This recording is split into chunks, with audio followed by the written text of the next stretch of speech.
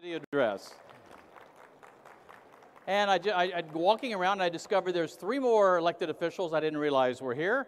And for Mary Jane Sanchez Fulton from the College of the Desert Board, and also Fred Jans, who an elected official from College of the Desert, and our Senator Jeff Stone from the California Senate is here. So Senator Stone, thank you for being here, and the College of the Desert, thank you.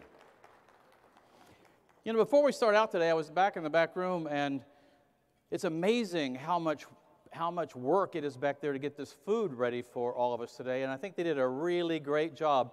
So for Savories and all the servers who are out here today working so hard to make this great food and to serve it to us, can we give them a big thank you?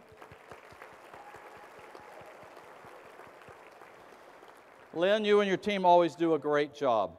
So there's a lot of people to thank today, but you know, people who helped me put this together today included the Chamber of Commerce, the City Council members, Dr. David Redding, the city staff, the Bureau of Tourism, the Historical Society, the Art Museum, and the Air Museum. All, when I went to them and asked them for information, they gave it to me.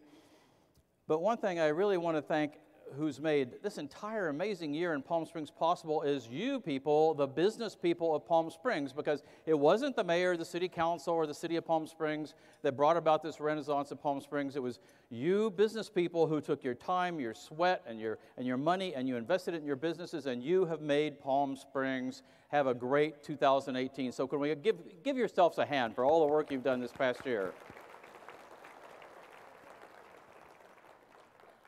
So, as Nona mentioned, this is, if you look at the city's seal, you'll see it says incorporated in 1938. Well, this is our 80th anniversary of the city of Palm Springs. And April 12th, 1938, there was an extra in the Palm Springs Desert Sun talking about incorporation makes Palm Springs a city of the 6th class. We haven't figured out what that means yet, but I know we're 1st class now.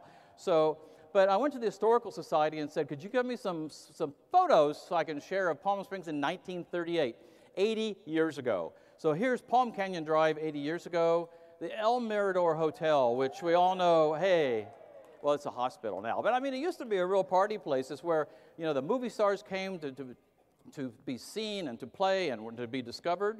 Movie stars like Lucille Ball, who spent a lot of time there, and a great time it was in Palm Springs in 1938. And a little factoid here, the Racket Club Bamboo Room Bar, you know, I do trespass around property sometimes when we're talking about it. So I was down there not too long ago, and that building is still there.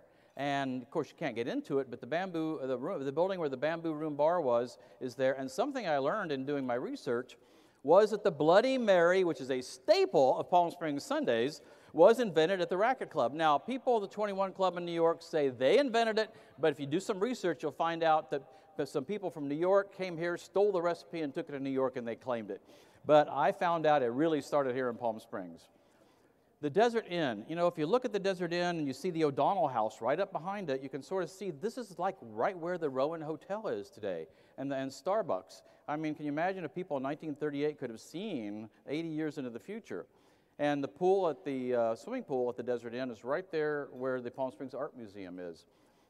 But the mountains, of course, are always the same. One thing that's always the same is the O'Donnell Golf Club. This is 1938. You go there today, it looks exactly the same, except they've got new canopies out there.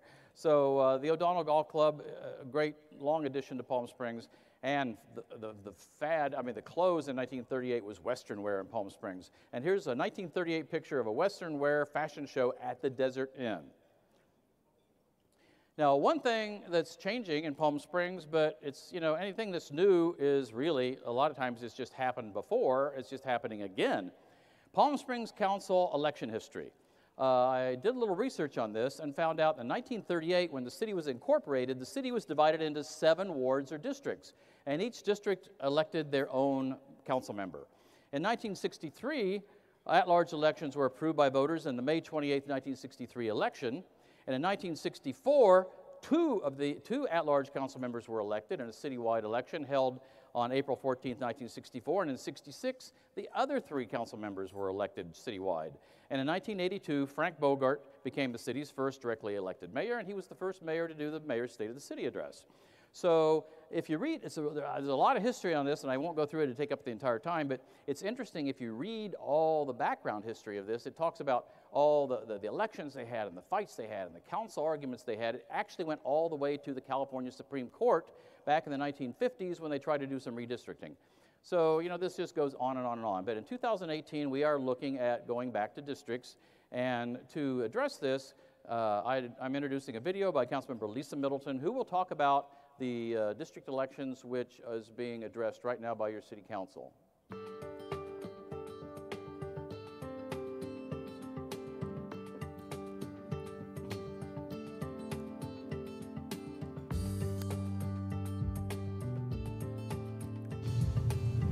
I'm speaking to you today from one of my favorite places, the James O. Jesse Center in the Desert Highland community. I'm here to talk about the move in our city from at-large elections to district-based elections. Cities up and down the state are making the switch from at-large to district-based elections. They're doing so because the California legislature has changed the law, and it is incentivizing cities to move to district-based elections, whether they be small or large cities.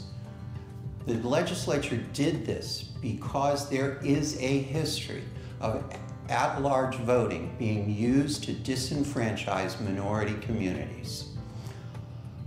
So far, no city has successfully fought a California voting rights allegation. Palmdale spent over $5 million in various legal costs, lost, and had an out-of-town attorney draw their district boundaries. Our city wants to join with other cities that are working to make this work and work for everyone, to renew our commitment to inclusion and diversity. We are absolutely committed, and the City Council unanimously approved moving forward based on 4 principles: advancing the values of the California Voting Rights Act, creating a majority-minority district in our city, preserving the boundaries of our 45 neighborhoods to the extent practical, and lastly, and most important, every elected official owes their first and fundamental obligation to the city as a whole.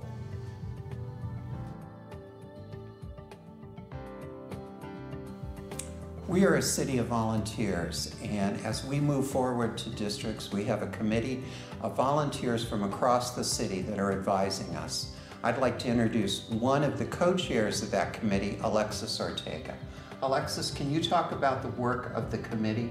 Absolutely. So the CVRA Community Working Group is a group of local residents of Palm Springs, and we meet together every week and we discuss and research all of these issues facing our city regarding the districting process, and eventually we'll provide recommendations to the City Council later on this fall. You grew up in Palm Springs. What does the move to districts mean for you? So the move to districts is really exciting because to me it represents an opportunity for communities that haven't been as heard as much as other communities here in Palm Springs. It's an opportunity to strengthen really specific neighborhoods, really specific voices, specifically Filipino community in Demuth Park, aka Veterans Track, also Latinos in the Golden Sands Trailer Park, Coyote Run Apartments, right there off of San Rafael and Sunrise. And that was an area that's near and dear to my heart, so it's really exciting. Alexis, thank you, and thank everyone on the committee for your work. Thank you. City Council still has many important decisions to make. 2 particularly important meetings will occur on September 27 and October 4. We want to hear your opinions. We want to hear your concerns. I am convinced that we are going to be able to meet the goals that the City Council has set for our city. Campaigns will be different. Grassroots campaigns, door-to-door campaigns will have a greater opportunity of success. Money and television will be less important. Personal relationships and networking will be more important. But one thing will not change. Everyone elected to serve you will take an oath to defend our nation, our state, and our city as a whole.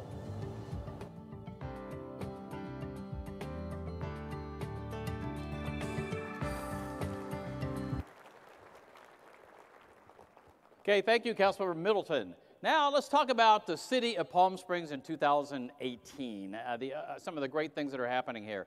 Now, one of the great things about Palm Springs is our Organized Neighborhoods of Palm Springs, which is 1PS. That has been growing and growing and growing every year, and it is such an important part of our city. When I was president of the Vista Los Palmas Neighborhood Association, I was privileged to be on it for a number of years, and I still don't miss their monthly meetings because I learn so much when I go there. They're really involved in our city. But you know, cities throughout the United States have these types of organizations, not as great and as active as ours, but they have them. And every year they have a national convention. The convention this year was in Alabama this past year, and our 1PS organization put together a committee to sell the organization on having the next one in 2019, their annual convention with 1,200 neighborhood representatives from every state in the union come to Palm Springs to have their national convention. And last year was in Alabama. I don't think it was a hard sell to move from Alabama to Palm Springs, but anyway, they put together a video which they took to Alabama to show the delegates there, the 1,200 delegates, what they could expect in Palm Springs. Now, that's sort of a long introduction, but that's because I want to point out that this video coming up was done by the members of 1PS. And Eric Cheel was on the committee, and he oversaw this, and actually this was done by local residents in Palm Springs. So that's really cool, and I think you'll enjoy it.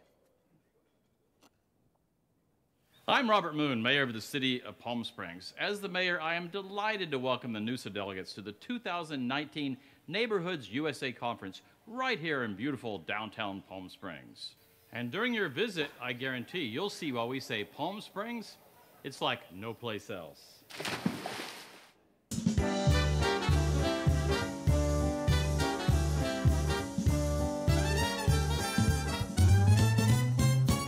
I gotta get my luggage packed. I'm leaving town, I won't be back. Jump, jive, dance, and swing. We're going down to Palm Springs. Yeah, we gotta buck up too. I tell you what you ought to do. Go watch the youngest swing. Everybody jumping down in Palm Springs while the snow is falling on the mountaintop. I hear the music calling. It never, never, never, never stops. If you want a dancing song, come on down where you belong. If you want to have a fling, come on down to Palm Springs.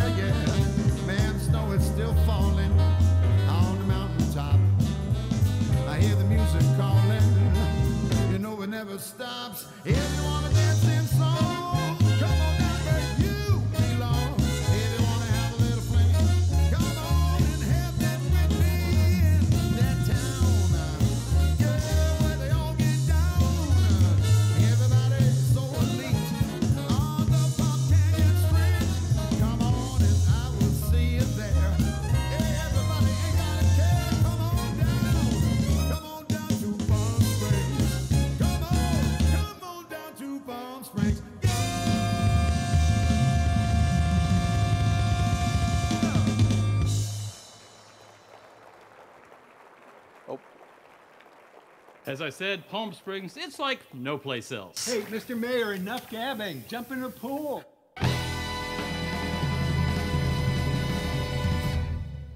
Okay, that was the world premiere of that video outside of Alabama. So Scott White, CVB, eat your hearts out. But I think they did a really great job on this, and the people that put it together was produced and edited by Eric Scheel. Eric, I think you're here. Would you stand up? Great job. And the pool shot video was shot by Clark Duggar, who you probably know from Desart Productions. And also the production of Slim and Slam's 1942 song was produced by Mike Costley. It was recorded by Mike Costley, who is a local entertainer right here in Palm Springs. So that was an all-local Palm Springs effort. The first thing I always address each year, the last couple of years, and previous mayors have also, as public safety. That is because the number one responsibility and priority of our council is the public safety of our residents and our tourists. You can see from this slide, the 911 dispatch center, the one at the police department handles all calls for fire and police, and you can see the incredible number of calls they take every year, over 80,000 calls in the past year. Mutual aid responses, we've had a lot of fires in California this past year. It's been really bad, and recently there's been several. But our Palm Springs Fire Department has been right there working with other fire departments in the region to do mutual aid. And recently, most recently, for the Agua fire, which was here in South Palm Springs, 4 of our fire engines responded, and also there were engines from out the Coachella Valley. You know, something I wanted to mention today, because of Prop 64, cannabis is now legal for adult use. And Palm Springs was really committed to getting in the forefront of this business and making sure that we had regulations, and we had regulations on how to produce this. I have this in here because a lot of people don't realize how much work this is for the city. The Palm Springs' first cannabis manufacturing facility went online in July of 2018, and there are over 40 permit applications now in process for dispensaries, for cultivation facilities, for manufacturing facilities. The amount of work to do this is really a lot, because if you'll notice, the fire department provides the services to do plan reviews, permitting, construction inspections, annual operational permits, and annual maintenance inspections for all of the cannabis businesses in Palm Springs. And as a result of this, the council has adopted a cannabis fee schedule to make sure that those costs of inspection and regulation are borne by the businesses themselves and not the residents. And also the council has approved a new senior position at the fire department to oversee all these required inspections, which is also paid for by the fee schedule. Also, we're really excited that this year the fire department has added 6 new positions, which the city council approved, for an additional EMT squad. This means we will have another EMT squad where if you or someone you love or someone close to you is in distress, they're having trouble breathing, they have a heart attack, whatever, we will get there faster now because we have these additional firefighters manning an additional van. And also our police department staffing, I can remember a few years ago when we got down to levels that were really sort of bothersome. But now we have 97 of 104 allocated sworn officer positions filled. This year a total of 31 employees have been hired to fill vacancies for police officers, dispatchers, police services officers, and community service officers.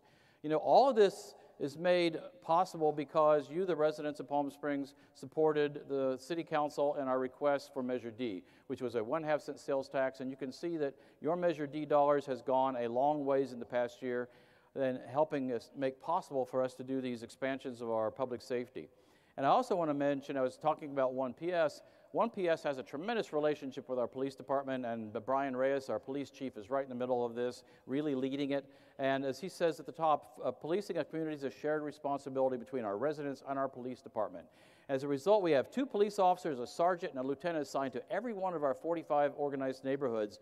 And these dedicated officers keep a line of communications open with these neighborhoods to make sure and help them to ensure that their neighborhoods are safe. Okay, one of the things that's challenging our city and all of our cities throughout the state of California, and in fact throughout the country, is the challenge of homelessness. Our city of Palm Springs this year allocated $1.729 million for homeless services, from everything from Well in the Desert to mental health services to Housing First, and a whole slew of support that we're providing to this organization, to this cause. And Councilmember Christy Holstage is one of our 2 members of the homeless subcommittee, will be giving you some updates on what we're doing right now.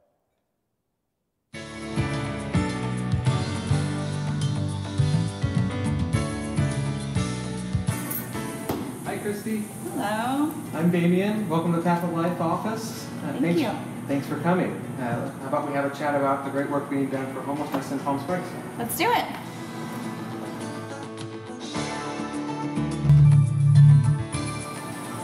Thank you so much for speaking with me. Absolutely. So Path of Life has been doing incredible work assisting those in need of shelter here in Palm Springs and in the whole valley. So can you tell us a bit about your process and who you serve?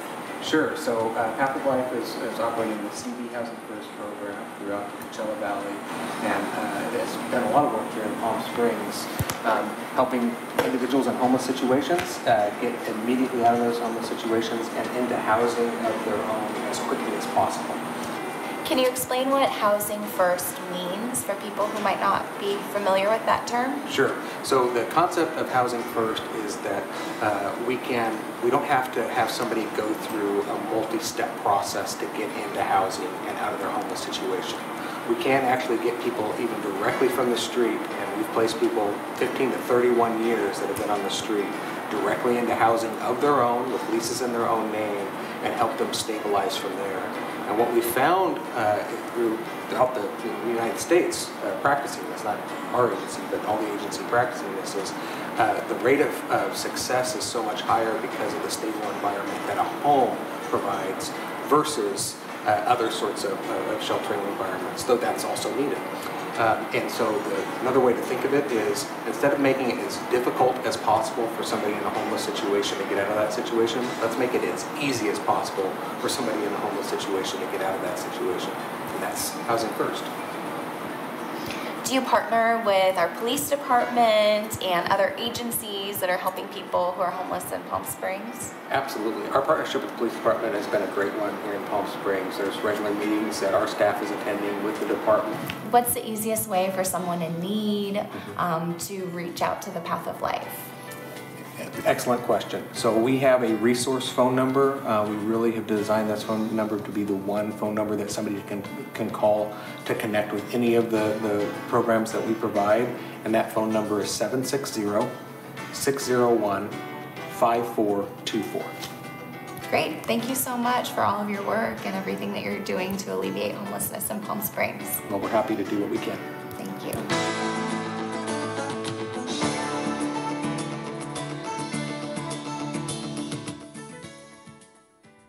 Thank you, Councilmember Holstage.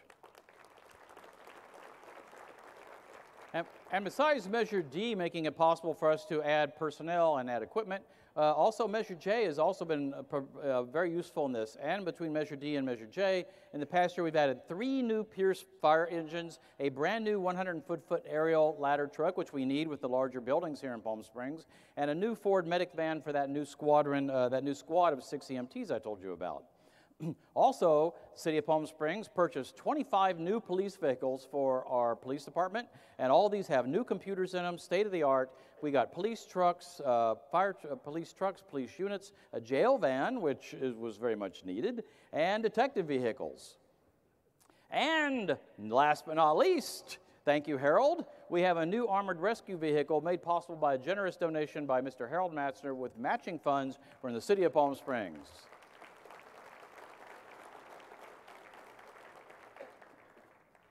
And Measure J continues to go on working. Our police station was built in 1984, and because, policing and fire departments have changed so much with the new technologies, it just wasn't meeting the requirements anymore for our hardworking police officers. So the police station is under a huge renovation right now, some $5 million of Measure J money. The Detective Bureau has been completed, I understand, and the Lobby Records Bureau, Training Center, locker rooms are all in progress at this time. Fire station number 4 is a tremendous improvement to what was at that place before. This fire station was built back in the late 50s, early 60s, and Hugh Capter was the architect. What is really great is Hugh Capter stepped in and helped with the design of we virtually doubled the size of it, totally gutted it, as you can see here, and have completely rebuilt, and it's going to be a tremendous new state-of-the-art fire department for us. And we were really appreciated the day that we did the ribbon cutting for the beginning of that construction. The Agua Caliente tribe of Quilla Indians were there, and they donated $50,000 worth of very important self-contained breathing apparatus devices for our firemen to help them be safe in the really hazardous conditions in which they work. Okay, now let's talk about some of the fun stuff that's happened in downtown Palm Springs. You know, people like Linda Evans from Lakita, they're actually driving into Palm Springs now to go to dinner.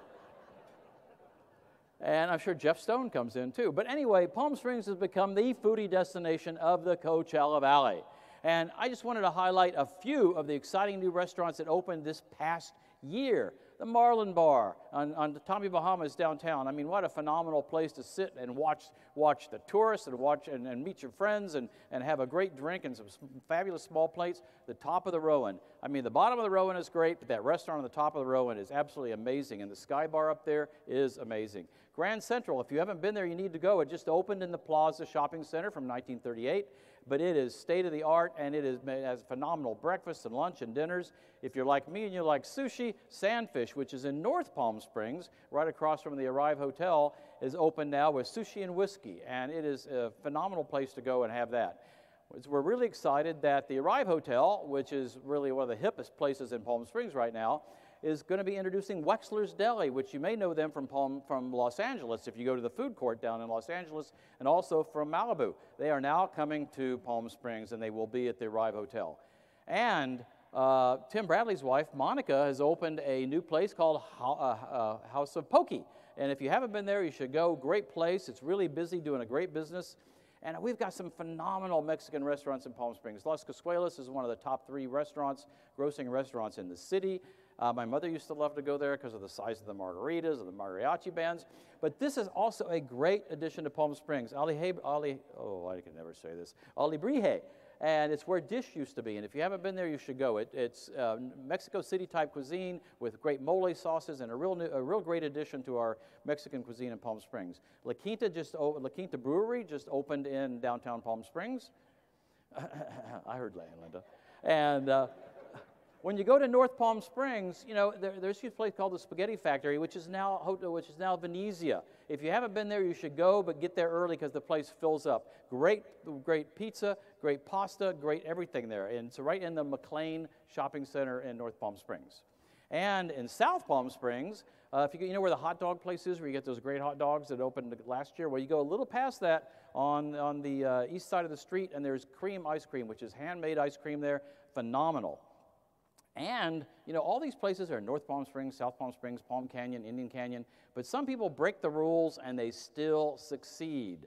And one of those is Paul Bar and Food. I mean, if you haven't been there, you have not really been to the place in Palm Springs. It is in that little nondescript shopping center that's at the corner of Vista Chino and Sunrise, and it is now the hottest place in Palm Springs. I shouldn't be telling you this because it's already hard to get in there, but you should make it a point of visiting there. So it just shows the variety and the various locations throughout Palm Springs where we have all these great new restaurants coming. Jeff Kors and I were on the ad hoc committee to put together the subjects for this year. Oops, I skipped one. And one thing we wanted to talk about this year is arts and culture in Palm Springs. There are so many tremendous things to do here in Palm Springs, and Palm Springs is really a big supporter of the arts. Right now, there's these 6 organizations are just some of the live arts we have in Palm Springs. The Opera Guild, the Opera Arts, Desert Performance, Coyote Stageworks, Palm Canyon Theater, and the Annenberg Theater. I mean, bringing tremendous variety and quality of art to Palm Springs. And we have 6 film festivals here in Palm Springs, something for everybody. And we really have to give a thank you to Rick and Rosine Supple, who have been so generous to this city for so many years. And they, this past year, if you didn't know this, they donated the Camelot Theater to the city of Palm Springs for a cultural center. So the cultural center is now a 501c3, and it will be providing a place for home, for culture, for movies, and live performances and other cultural events in Palm Springs going forward. So right by the high school, right by where the College of the Desert's going, a great location. And art in public places. We're really excited about the new art that's been coming to Palm Springs, and one thing great about art is it really needs to be a little controversial. And this one meets that requirement. And it actually, a lot of people don't realize this is on loan. Michael Braun from Grit arranged, he paid for the transportation of the 10 babies from Prague. And they're on loan here for a while until we actually build something in that hole behind the Rowan Hotel. So they're there to sort of stimulate. Oh, they get so many of those Instagram things, people taking pictures and sending them all over the world. And what's really, really beautiful, if you haven't been down to see it, is Julian Voss André, who is also from the Czech Republic. His beautiful, beautiful new sculpture, Isabel. And if you haven't seen it, that one slide I'm showing you there, as you walk by it, it sort of disappears. So it changes as you walk around it. And right next to it, just installed last week, so you may not have seen it, is Colette Miller, who's one of the hottest new artists in America, a new art installation there on the wall called Wings. And not only is the art in public places going on, but we have changed something on the City Council. Used to, it was really hard for somebody to get a mural approved for the City of Palm Springs. So we changed that. Ann Sheffer, who is the head of our Public Arts Commission, she and her team are reviewing all requests for murals in the City of Palm Springs, and then they get permission from the Planning Commission, and the City Council got out of the mural business, but which is great because we've got some great new additions here from some of our commercial properties like Ace, and from Lulu, and from the from Desert Regional Medical Center, and from Wells Fargo Bank. So we're looking forward to more of this type of public art, which Ann Sheffer and her group will make sure that it's quality. The question I always get, though, is, will she return? So, Off-Top Dada's here, and if you catch him afterwards, and ask him. Because Palm Springs Resort is working on getting her back, so we're hoping that Off-Top will be successful on this. The crown jewel, the Palm Springs, downtown Palm Springs, and the center for our culture in Palm Springs is the Palm Springs Art Museum. One of the finest contemporary art museums in the western United States. But a lot of people didn't know that was there. I would talk to people and I'd say, have you been to the new exhibit at the museum? They go, what museum? Because you had to sort of go look for it.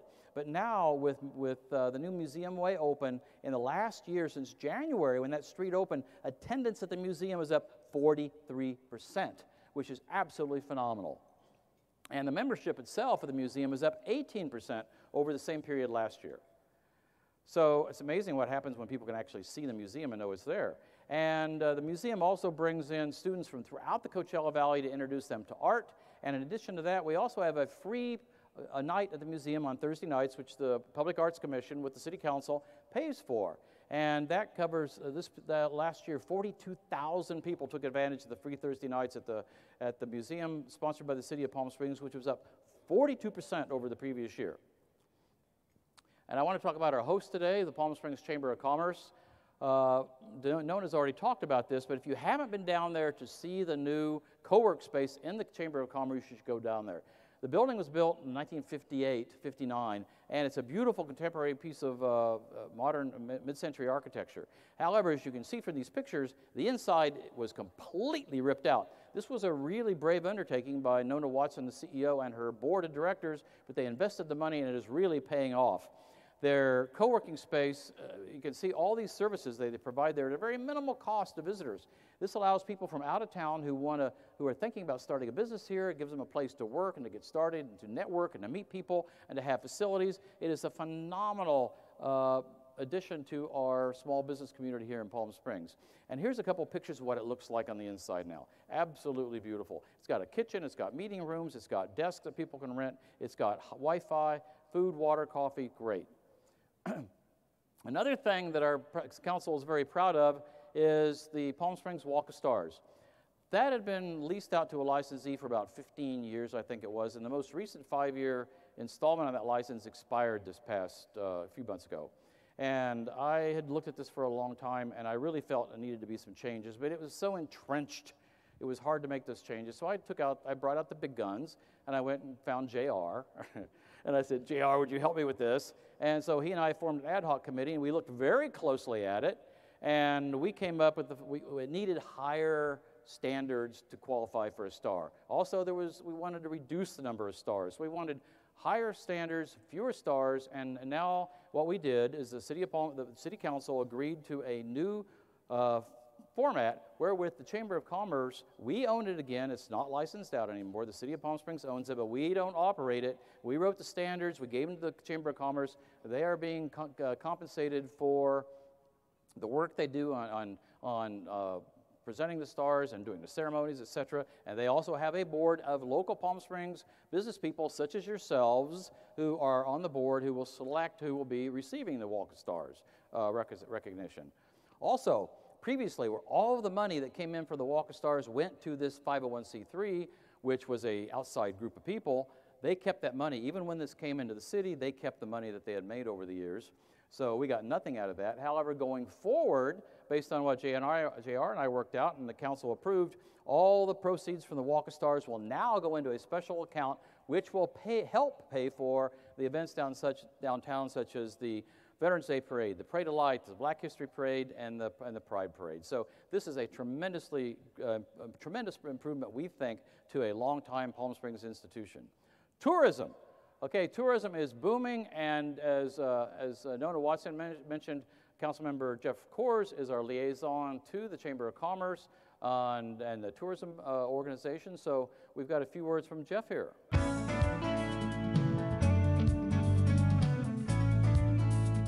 The City of Palm Springs has made significant investments to revitalize our city for the benefit of both our residents and our businesses. As a result, we have a better quality of life, more successful businesses, and increased tourism. Due to the partnership between the city and our hospitality and business community, Palm Springs has amenities that cities of only 45,000 people can only dream about. The City of Palm Springs has invested heavily in improving our economy and our infrastructure, and it's paying huge dividends. We have such great attractions in our city, like the Palm Springs Aero Tramway. We have amazing restaurants and hotels and so much more, museums and cultural experiences that all result from the investments the city and our partners in the business and tourism industry have made in our city. And they've paid huge dividends. Our residents get great attractions and restaurants and shopping, and our tourists are coming here in record numbers, over 5 million just in the last year alone. But of course, what drives most of them isn't anything any of us could do. It's this, our beautiful mountains, our desert landscape. But what we can do is we can preserve it for the next generation and do everything we can to bring people here so they can enjoy it and support our city, our businesses, and our community. Palm Springs Facade Improvement Grant Program helped 121 businesses improve their facades, spending about $400,000 in match money for those businesses.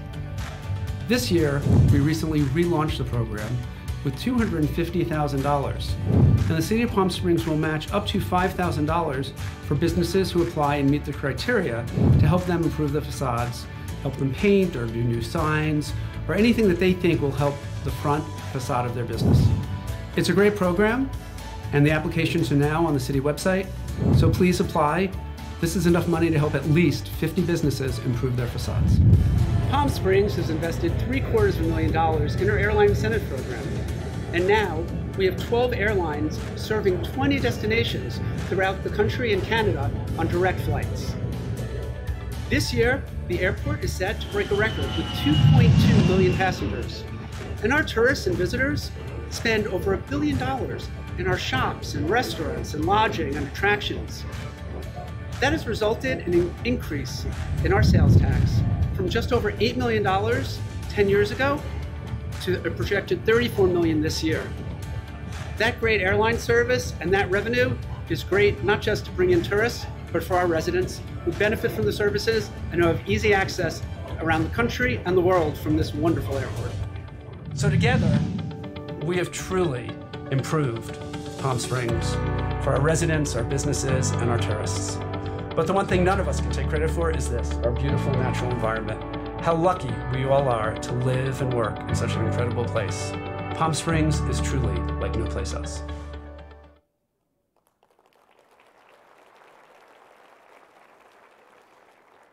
Thank you, Jeff. But, you know, when I saw this the day for the first time, I have one little exception to this. He says, we are lucky to live in Palm Springs. You know, like Mae West said, honey, luck had nothing to do with it.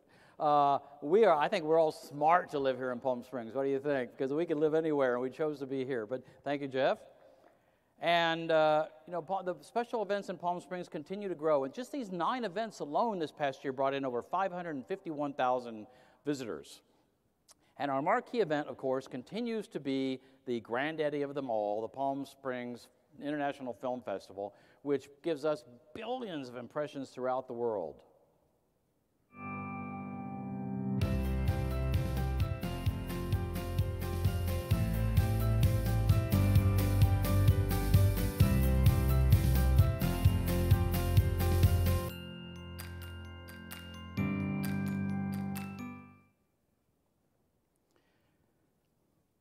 And our visitor centers, of course, we have 2 now. The Wellwood Murray's been open for a while, but with the 2 visitor centers brought in welcomed over 200,000 visitors in the past year. The Palm Springs Convention Center, I mean, what an amazing space this is. We are so smart to have built this building. And here are just a few of the returning clients to this convention center. And you can see on here the large number of room nights that some of these clients generate. And also, new clients come in every year, and the list grows every year as Palm Springs grows, and you guys provide better hotels, restaurants, businesses. More and more people want to come here and be a part of the Palm Springs. So here's some of the new events that have been booked here, and there are a large number of nights. All together, the Palm Springs Convention Center had an economic impact in 2017-18 of $72.6 million on the city of Palm Springs. So thank you, Palm Springs Convention Center, for everything you do. And this is really exciting. You may not have noticed, but they actually did it during the season this past year, which was amazing. This whole roof above us, the whole roof of the convention center is now solar panels. And the solar panels up there are now producing 60% of all the power used in the Palm Springs Convention Center. And you can imagine how much power that is. So this is an incredible improvement to our convention center. Something that is so important to the city of Palm Springs that doesn't get mentioned a lot, but there's so many of us, such as myself, a 26-year Navy veteran, to whom this is a very, very special place, the Palm Springs Air Museum. The Palm Springs Air Museum welcomes some 110,000 visitors a year, and it's one of the top 5 air museums in the U.S. and one of the 4 must-see museums in California. And also, last year, the Palm Springs Air Museum sponsored 25,000 school children to come in, and they raised over $1 million to pay for the cost of those children coming in and seeing the museum and learning about the history of our military in the United States in World War II, the Vietnam War, and Korea. And on the air show circuit, our planes going from our museum going throughout the country give some 3 to 4 million impressions a year. Hotels. Okay, the Palm Springs went for decades without a new hotel, but wow, we have changed that. Last November, the Rowan opened to great fanfare, and it has been all over the world. People are seeing the Rowan Hotel and what a phenomenal facility it is. And the Rowan Hotel is also, last year, remember I talked about Stonehenge? Well, Stonehenge actually is gone, and the Andes is really popping up. The manager of there, of the Andes, actually told me the other day he expects to be open in February. I think that might be a little shaky, but they will be opening the first of the year with 150 rooms, including 13 suites, a signature restaurant, 5,000 square feet of event and banquet facilities, and 30,000 square feet of retail on the ground floor. And also, the city also put in a certain amount of money to this, I think $2 million, to provide 121 free public parking places inside this hotel, which will be available free of charge to anyone who's coming downtown to Palm Springs to visit and shop. And right across the street here, you all see the construction going on, the new Dream Hotel. The entire council was really privileged to go and do the ribbon cutting for this, and we're really excited about it. 170-room convention hotel, and this is going to be a really super luxurious hotel, which will bring a lot of high-end conventions to Palm Springs. Laurie Kibbe's here today, and thank you, Laurie, for bringing this to Palm Springs, and we really look forward to announcing its opening, hopefully, within the next couple of states of the city. Measure C ballot initiative. A lot of ballot initiatives, Measure D, Measure E, Measure J, are about taxes, etc., and they're relatively straightforward. Measure C was a tough one. It was tough for our city council because we all got behind it because we really felt it was important, and we had worked so hard to put in what we really think, and a lot of people think, is one of the best vacation rental ordinances in the country. And Jeff Kors and Mayor Pro Tem Roberts were on that. They had countless public meetings. They put together that ordinance. We wanted this ordinance to be given a chance to work and so we could enforce it and make it work, because the vacation rental we felt was an important part of Palm Springs. Fortunately, as a result of many of you in this room helping us out, the election results were over 70% of the people said no, and the 29.4% yes. And so we know that this sort of divided neighbors against neighbors. You would see a house with no, next house would say yes, and next house would say no on their signs. So we want to make sure that this is working for the people in Palm Springs. If you'll notice these statistics on here, they're really quite extraordinary on the responses that we have had on our vacation ordinance. Our vacation ordinance is not only comprehensive, it has teeth. We're showing it has teeth, but we also want to make sure the ordinance is dynamic. It keeps changing as the circumstances change and as our needs change. And 11.5% of our transient occupancy tax is paid by vacation rental owners. Just in that 9-month period was $7.8 million, which is something we really need for the operation of the city. And also the number of registered vacation rentals, some of you may be surprised by this, but because of the stringent regulations and actually the fact we're enforcing these regulations, the number of vacation rentals in the past year decreased by 16%. So people are realizing, they know that if they want to have a vacation rental, they're going to have to work hard and they're going to have to make sure it works.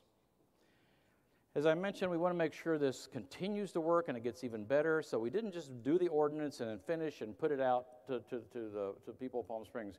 There is an ongoing stakeholder meetings, and our vacation rental subcommittee meets sometimes them and sometimes some of our staff every month with people in Palm Springs who are stakeholders. Stakeholders are anybody who lives near a vacation rental, owns a vacation rental, uses a vacation rental, or just wants to know about vacation rentals. They are welcome to come to these monthly meetings and discuss vacation rentals and get their questions answered and make suggestions on changes.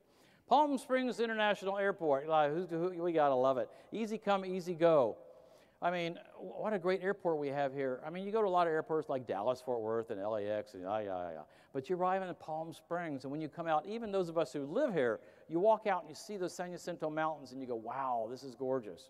And you can imagine how first-time visitors feel. 2018 is expected to be a third straight record-setting year with 2.2 million passengers, and airline seat capacity is up 9.5% in the past year. Over 20 cities are now served directly out of PSP, and a couple of days ago when I wrote this, it was 10 airlines now providing airline service. As Councilmember Kors said, it's really 12. And sure enough, we've added Flair Air and Frontier just very recently, so we now have 12. But just this past week, Horizon has been added, so we now have 13 airlines operating out of Palm Springs Airport. Flair Air is brand new, and it's a low-cost airline out of Canada, which will add Palm Springs starting in December with direct flights to Edmonton and to Palm Springs. Frontier Airlines just added. It's a Denver-based airline. Will produce twice weekly nonstop service between Palm Springs and Chicago beginning December 14, 2018. To celebrate, they're going to have a special introductory fares for low as $69. Of course, they'll probably charge you $100 for a suitcase. But hey, when you come to Palm Springs, how many clothes do you need? Especially if you're going to Splash House, right? But anyway, this is phenomenal. I mean, imagine people sitting in Chicago, it's snowing, it's 15 degrees, it's January, and they see this ad to fly to Palm Springs for $69. That's the classic no-brainer.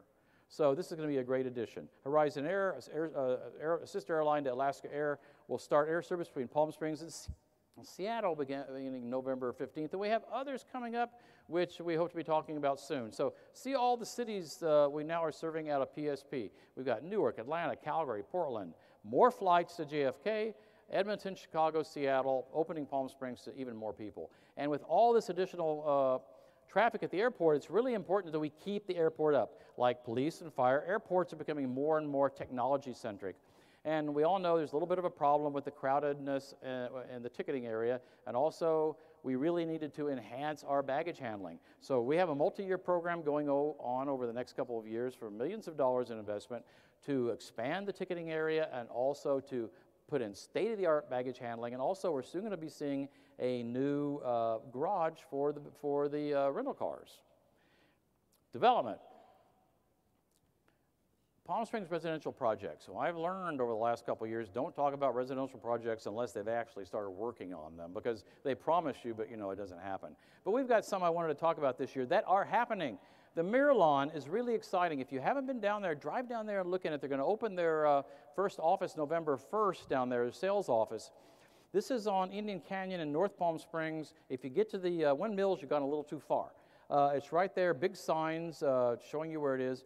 It's going to be 1,150 units of single-family homes, condos, and townhouses on 300 acres of what was originally stated for a golf course.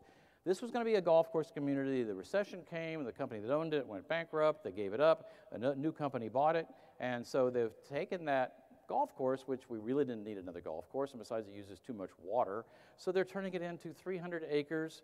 They're taking it 300 acres of residential with 70 acres of olive trees.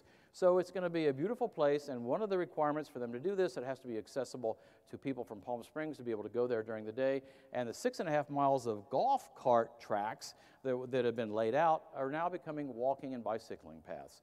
This is going to be a phenomenal experience in Palm Springs. It's a great place to live. 64th Riv, those of you who know where Sonny Bono's club was, right next to the Riviera Hotel, that's all gone. And that was his tennis club, which was all run down. Now we've got these beautiful 64 luxury solar condos going in there, which are actually selling now and they're beautiful. Right here on Tahquitz Canyon, you can see all the construction going on. This is called The Vibe, and it's got two groups in there. One is 91 courtyard homes, and one is 72 single-family homes. And the Icon, if you're coming into Palm Springs just past the McLean Mall, you can see the Icon under construction there. 46 detached single-family condo units under construction now. Okay, finance. We have to talk about money. It's all, when you have a business, a family, a city, finances are absolutely what everything is built upon. And we've got some pretty good news this year, but also we have a couple of concerns. Measure J continues to be a godsend, and thank you to all of you who helped us get Measure J passed. If we didn't have it, I don't know what we'd be doing. The grand total to date, and we're only 7 years into 25 years, $78.2 million has come in from Measure J, going towards infrastructure and operations of the downtown. You can see, this shows you where the money has gone. 34% to streets and sidewalks, 21% to the downtown project, and no, that 20% didn't go to John Westman. That 21% was for the renovation of the garage, and we're going to be talking about the garage, and for the new park, and for all the infrastructure we put in downtown, for putting in the sidewalks and the streets and all that expensive infrastructure. And also community projects, parks and recreation, and police and fire facilities, which we've already spoken about. Street paving projects. When I first went on Measure J as the chairman, the people who would come to speak to us, it was repair the streets, repair the streets, repair the streets. And our streets were in terrible condition just a few years ago. However, in the last 6 years, we've spent $35.4 million on streets, and 99 miles, or about 40% of all the streets in Palm Springs, have been redone in the past 6 years. And also, Indian Canyon two-way conversion. Like, this is happening now. This month in September, you're going to see the construction start, and it's going to be finished in April of 2019. You're going to say, we've never seen the city do anything that fast. However, there's a reason for that. One, it needs to be done, but part of it is you'll see we got $3.5 million from CVAG funding. Now, we really appreciate CVAG Executive Committee, because CVAG has a certain amount of money to put into highways and street construction and repair. And you saw the Indio exchange that was done with Measure A money from CVAG.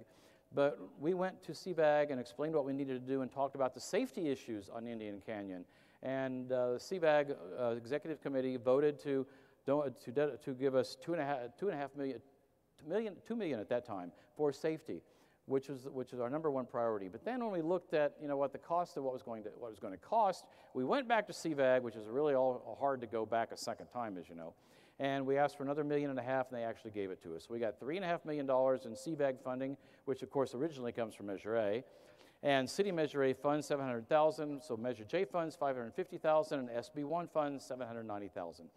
And what you're going to see is one southbound lane and 2 northbound lanes with a suicide lane in the middle. I'm sorry, Chief. Chief said it's not a suicide lane, it's a turn lane. One thing was very important to us to maintain the parking places on both sides. We didn't want to lose any parking places in downtown. So this is going to be a tremendous asset to the city and to the downtown businesses, the Algo Tribal Indians and their cultural center that's being built, to the Town and Country Center, which you can see here, which hopefully in the next few years will be opening with new businesses and repurposing that space. So this is going to be a tremendous asset to Palm Springs. Not only that, it's going to be much, much safer. TOT revenue for 2011-2018, it's just really gone great because of our hotel operations and our vacation rentals. You can see here in 2011-12, it was $18 million. Now this year, we're projected at almost $34 million. The general fund itself has gone from $62 million in 2011 and 12 up to almost $110 million this year. General fund reserves, you know, we all see here in 2008, 9, 9, 10. I want to make sure and show you on there because when the recession hit, we had to live off the reserves because the revenue just sort of really took a big dive. So that's going to happen again one of these days. We want to make sure we're ready for whatever happens. So that's why our council has fought very hard to keep our reserves up at about the $21 million level for the past 2 years. All the cities in the Coachella Valley, the county of Riverside, the entire state has a challenge with the city pension, with the pension payments to CalPERS. CalPERS has not done a great job in investing their money over the years, and as a result, the cost for the cities has gone up and up and up. In 2016-17, our annual cost to CalPERS for our employee pensions was $13.5 million. And you can see here, we're projecting it to be $22 million in 2020. I mean, that is a tremendous increase in the amount of money we have to pay every year. And I want to point out that our employees don't get anything else for that money. It's just for the same benefits they had before. We're paying that additional amount of money because CalPERS has not made good returns on their investments. One thing the city has started doing several years ago, and led by Dr. Reddy, is the city started moving to a new pension plan, which is a little less expensive for the city. Well, a little more, it's quite a bit less expensive for the city. In 2018 alone, we're saving over $1 million because of attrition of employees that were under the old system.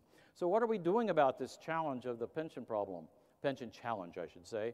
The council in the last 2 years has set aside over $11 million in a special reserve fund, which we're not going to touch, and we're setting it there to use to pay future year pension cost. And the council intends to continue setting money aside into this special savings account to make sure we can meet those commitments when they come in the next few years.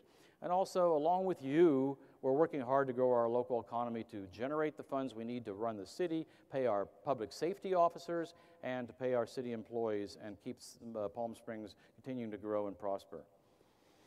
The Downtown Development Project, you know, the last few years when Mayor Pugnier was up here and my last couple of years, this has sort of been like the main subject of the state of the city. It's still critically important because it's doing so much for Palm Springs, but this year we wanted to sort of emphasize other things that are happening in Palm Springs, so we sort of put this towards the end. And yes, we're getting close to the end.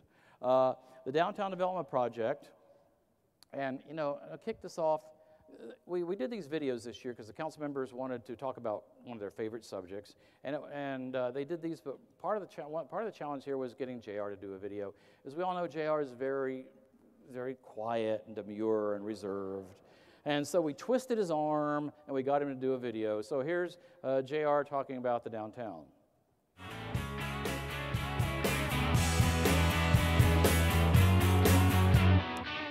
So after 10 years of living with a dead mall, things have changed. Welcome to our new revitalized downtown project, which includes not only the Rowan Hotel and the soon-to-be Virgin Hotel, but also residential opportunities, great shopping and dining experiences, and a public art program. This is not only good for our tourists, it's great for the residents as well. But it's just the beginning. Come with me.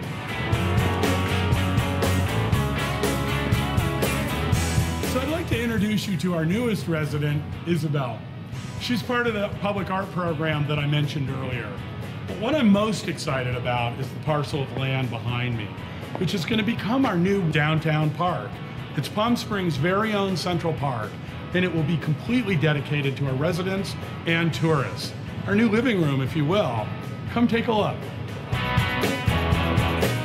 So this large pile of dirt behind me is about to be transformed into, well, magic. It's going to be in the form of our new downtown park. And what makes it truly amazing is that we can do so many special events here. It's not only going to be the living room for our tourists and residents, but we can do large venue concerts and other events here as well. Worried about parking? Worried about traffic? We thought about that too. The new downtown project includes over 1,200 new parking spaces. We're also transforming Indian Canyon into a two-way street, so traffic in this area will be much better. This also will connect directly to the completely restored Town and Country Center, which will also in turn connect to the new Indian Cultural Center and ultimately to our great convention center. This will complete the downtown restoration. It's not that we didn't have a great downtown, but it won't get better than this.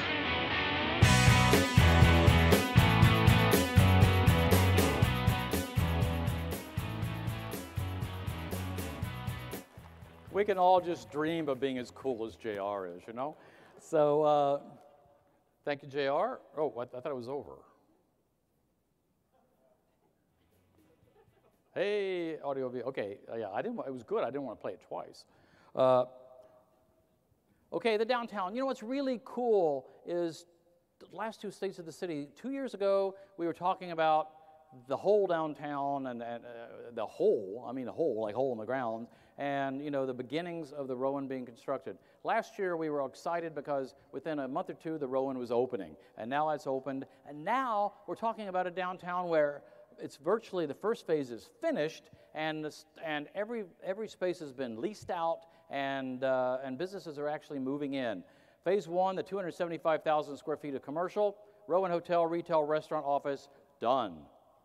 Phase two, 200,000 square feet of commercial and residential with a grocery store and multifamily housing, and Michael is working on a quality grocery store to go in down there. The grocery store and the first housing will probably be in that big hole where the babies are. Hopefully that's where this is going to be.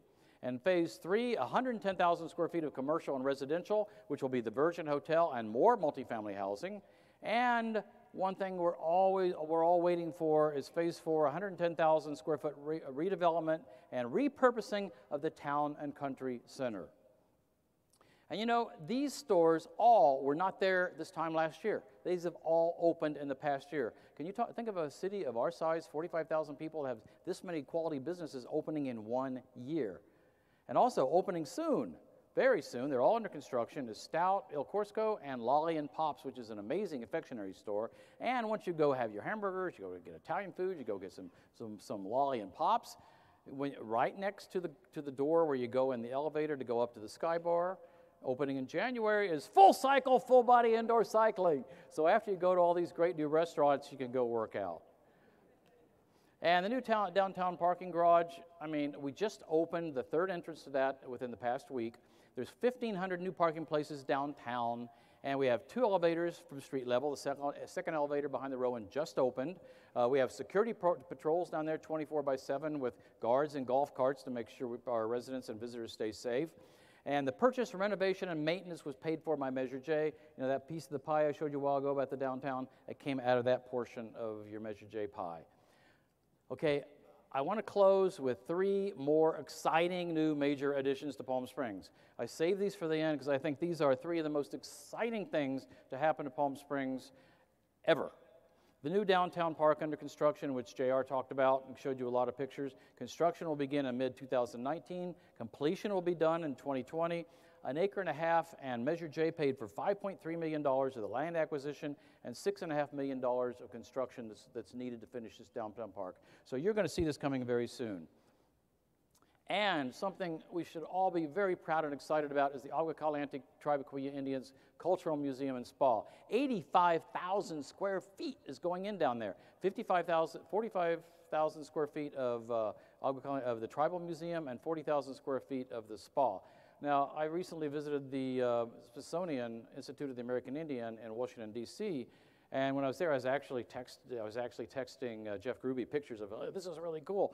And because when you went in there, it was full of children. And children were there with their teachers and with their parents, and they were learning about the history of the indigenous peoples of the United States and their history and their culture and what they contributed to our country.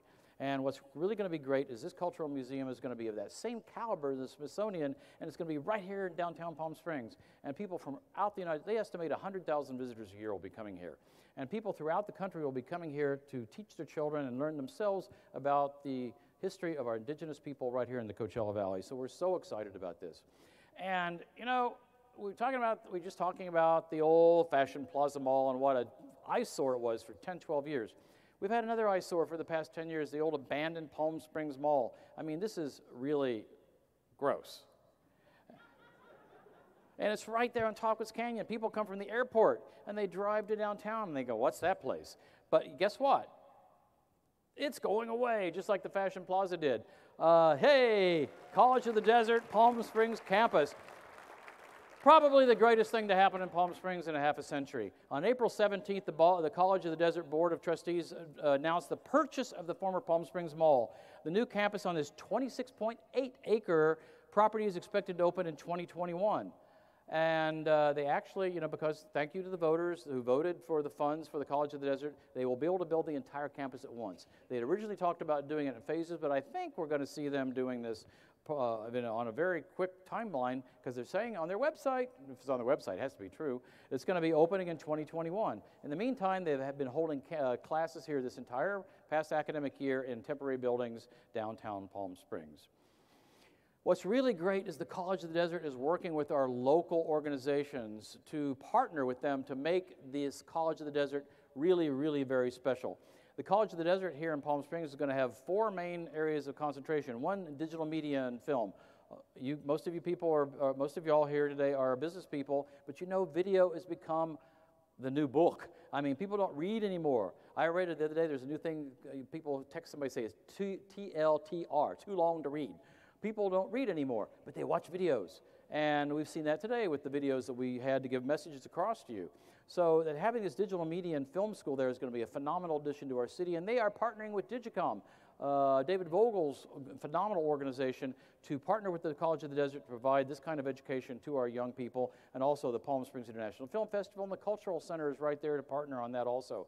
Hospitality and cultural arts. Hey, all of you guys who own restaurants and businesses, this is going to be an opportunity for people, young people, to go and learn the art and science of hospitality, and they can intern in your businesses, and you can get employees from the College of the Desert. It's going to be phenomenal. Healthcare, our other second biggest business in Palm Springs, provide a constant stream of people who are trained to work in our healthcare industry. And sustainable technologies. As I talked about, you know, all these housing, this new housing we were talking about, virtually all of it is solar, have solar panels. This building has 60% of our electricity here being provided by solar. So for people to learn, young people to learn about solar, wind, and geothermal energy here in the Coachella Valley is absolutely critical to our growth and continued success here in the Palm Springs, in the Coachella Valley and in Palm Springs. And in closing, everybody loves those 2 words. Wait a minute. Something just happened. Okay, in closing, I want to say thank you for being here today, and we'll see you in 2019. So y'all come back now, you hear?